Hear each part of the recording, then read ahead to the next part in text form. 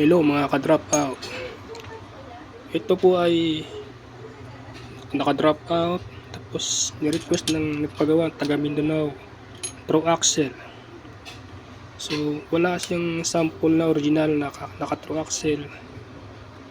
Baling ginawa ko lang, ginaya ko lang sa mga original na sample. Halimbawa ganito, standard lang naman yung lagayan ng takip ng Pro Axle. Ngayon, ganito na siya. Naka-True Axle na yan. Ito yung tularan ko, itong sample.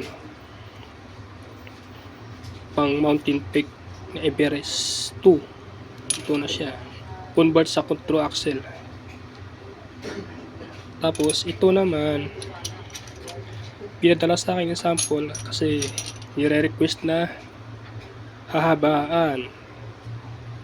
Gawa nitong sumasabit. Tapos ang pangit na paggawa, wala stick, milling machine, makina na mismo, hindi pa pantay oh. Tapos itong gawa ko, gawa ng press drill. Ito ang gawa ko ngayon, yung mahaba na siya. Yan, yung pantay yan yan.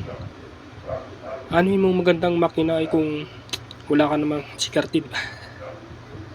Yan, nice na yan. Papashipping mo na bukas yan sa may-ari. Pati ito sa Mindanao to. Sige. Thank you po. Maraming salamat.